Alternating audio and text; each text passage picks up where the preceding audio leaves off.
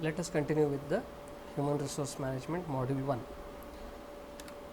Previously, we had discussed about the HR versus personal management differences. Now, we will go to the next topic, that is objectives of HRM. See, the basic objective of every management activity is to ensure that the organizational goals are achieved. Similarly, HRM also has the primary aim to help the organization to achieve its goal. Okay.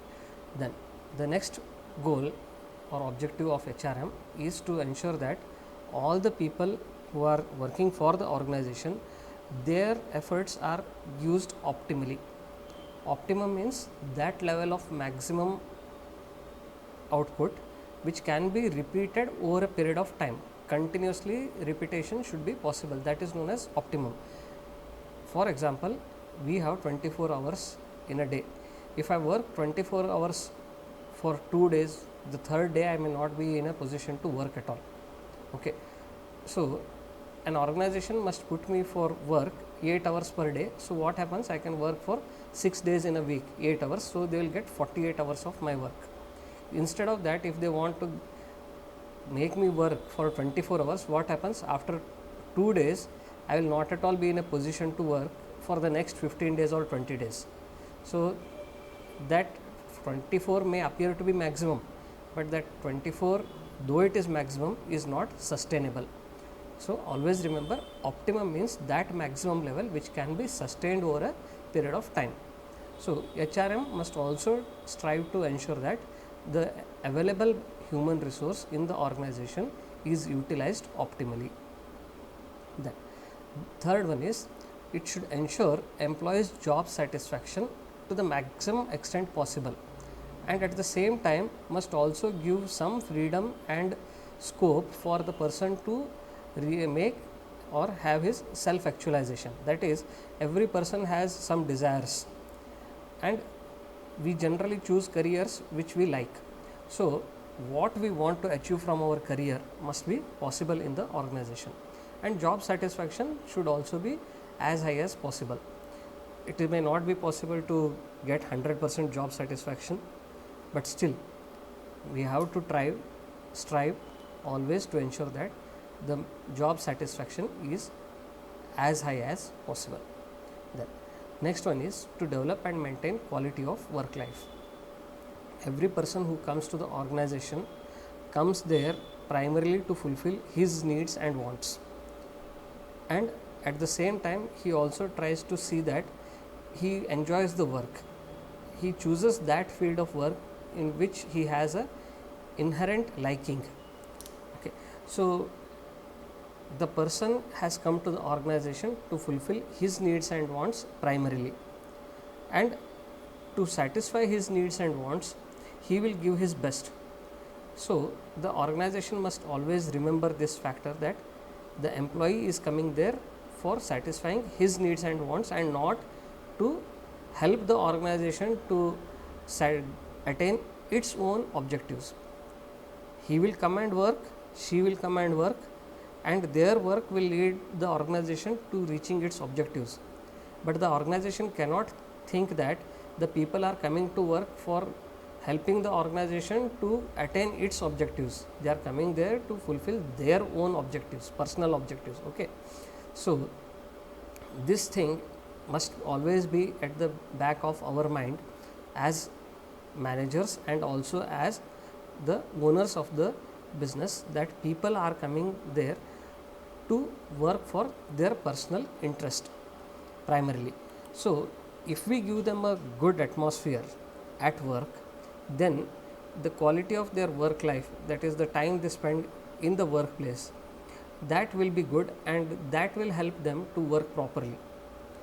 You are generally going to spend at least 8 to 10 hours of your daily life at workplace, and if the work environment is good, the person can work properly. Now, the personal life of the person will also influence his behavior at work. We don't have control over that, but what we can do is we have control over the environment which we are providing in the workplace. Now, if the environment in the workplace is good, what happens is the person will not be tired to work there. In fact, he will always be motivated to work there if the atmosphere is good. So, an organization and also the HR management overall must always try to ensure that there is a good quality of work life environment in the organization. Then, ensuring ethical and proper behavior. Ethics is something which is beyond law.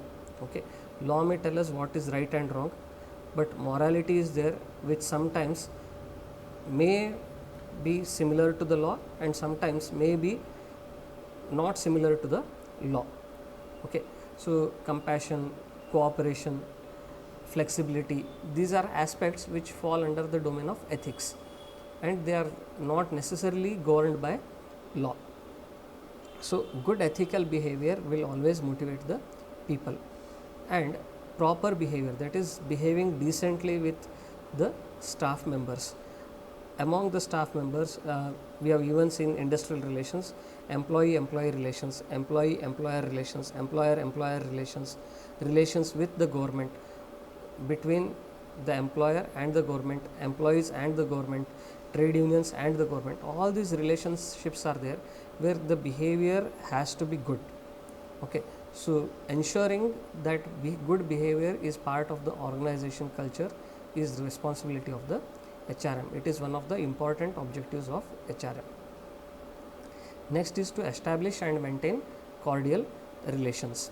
So, behavior also is very similar to that, and cordial relations are important because you don't want to come to the organization to fight with people.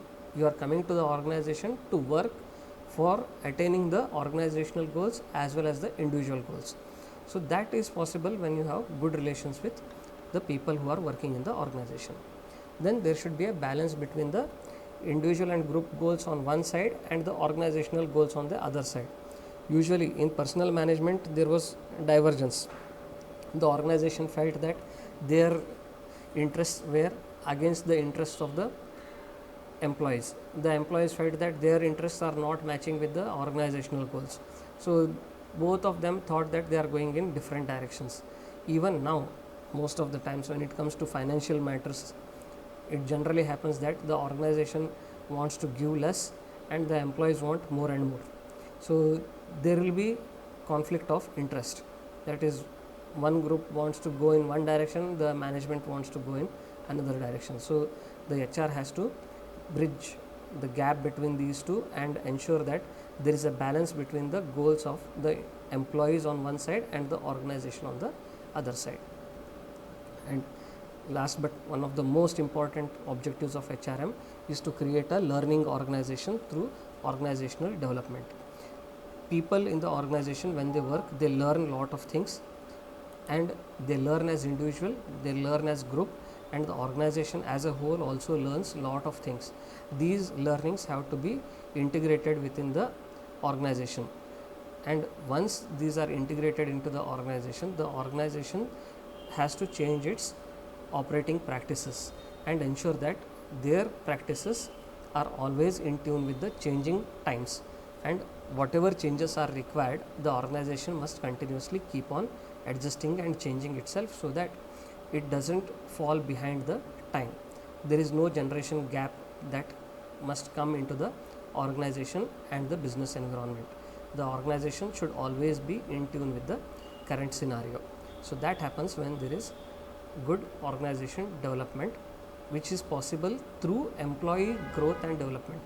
When the employees in the organization feel they are growing and they are developing, they indirectly contribute to the growth and development of the organization. So these are the objectives of HRM. In the next video, we will look at the roles of the HR managers and role of HR. Thank you.